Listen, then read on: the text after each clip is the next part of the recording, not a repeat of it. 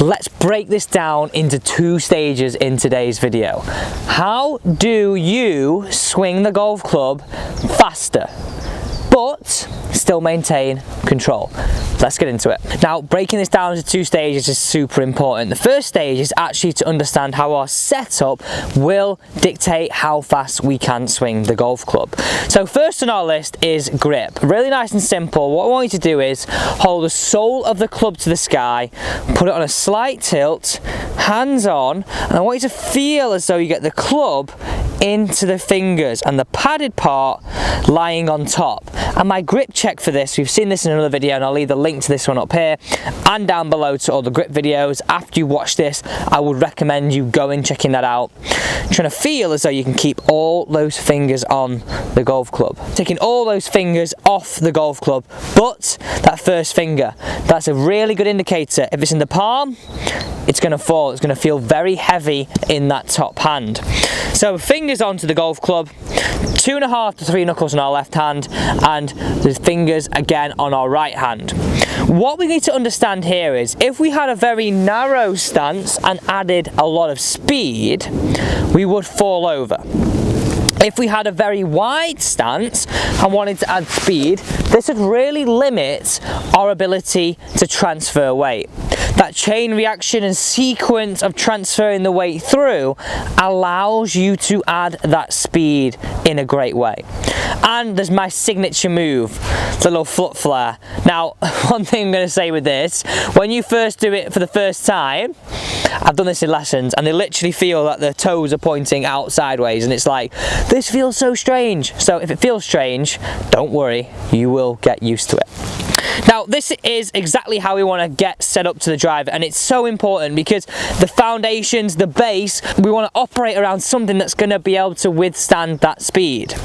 So club down, fingers on, start with the feet close together, and I've got this golf ball lined up to the big toe on my lead foot. We're going to flare the left foot, move the right foot out so it's just on shoulder width apart. For me, this is a great base to move around.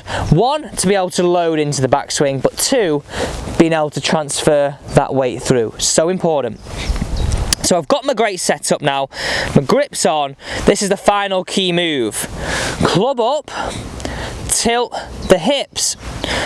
Final key move, club up so it matches my zip, and I want to keep that relationship, not just tilting the club either side, I want to tilt the whole unit. So the butt of the club points down into that left heel. I'm now in a perfect position to move with fast speed. Okay, if we just shoot round to the down the line perspective here, let's show you there too. So we're into this position, we're nice and loaded, we look ready. And the expression I would use is, if you think about it, if you were in the gym or you were playing soccer or you're playing rugby, whatever it would be, you're ready to go, you're ready to pounce. If we're sat to it kind of lazy, sat down, it's hard to generate that speed, it's hard to move athletically. So over, our balance points are here, armpits over the toes, middle of the hip through the middle of the foot. We now know we're ready to load throughout this swing. It's going to help us stay in posture, it's going to help us be like a pro.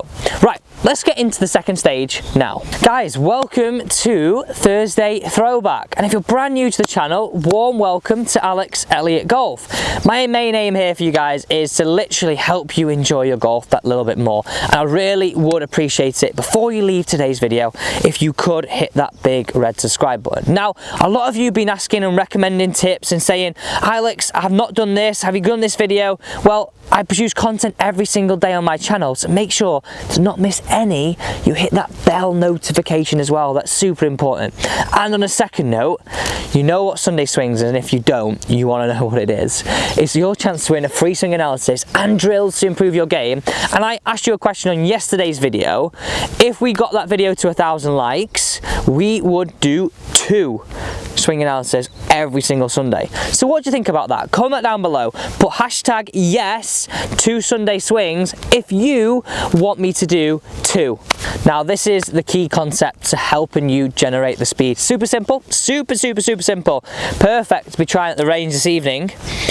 Over the golf ball, making sure we've got those setup points. The grip is important because that helps us create leverage, and if it's in the palm, we can't create that leverage. What I want you to do now is both hands onto the golf club, into that athletic setup, take your lead hand off, get the golf club in one hand. I want you to turn it to the top, so I've got a split between upper and lower, 90-45 split. And I want you to think about it this way. A lot of people create that over the top move, the lower half and the upper half move together.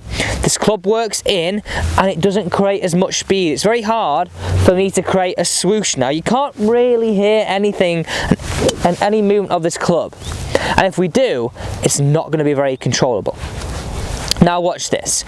This is the move. I want you to move it to the top. What I want you to feel is we're going to create a swing where we feel as though the club head works around us more. So we want to feel it works really around us, and we whip it through to the top and around. And what I'm looking for, if we broke this down into points of the golf swing, you know, we've got to do it sometimes, but I want you to be very wary when we do this because we've got to think of it simple moves. But if we broke it down just that little bit, we'd want to feel on this downswing, can we get that palm to the ground, hips open at last parallel, and elbow in, release it through. If you think about it this way, this club is actually travelling a wider arc and more around the body, and it's like it's being slingshotted through impact. So that's going to generate more speed, right? It's just got to. It's just got to create more speed. Now add that with actually getting the body moving. It's a great way to add that speed. So feel this. Create a few reps with one hand. Add in the second hand. Just get a feeling of the golf club being up, collected around the body and through. So you've seen those things on the shot tracer. On the PGA Tour do content, the European Tour do that content of the golf club going back and then down on the way through. So a lot of golfers, when they do this golf club works down in front and very narrow. What I want you to feel is you keep it round and as wide as possible on the way through to help create that speed. Right, it's now time to hit this one away into that setup, feeling nice and athletic. That's going to be a key driver. Feel it. Feel that wide. Let's hit it away. So just keep feeling that wider through, wider on that through swing, not over, in and narrow. It's not going to create that speed. Add in that setup, add in that grip. We're going to be able to transfer that weight, add that speed, and when we need to, hit that bombs away shot.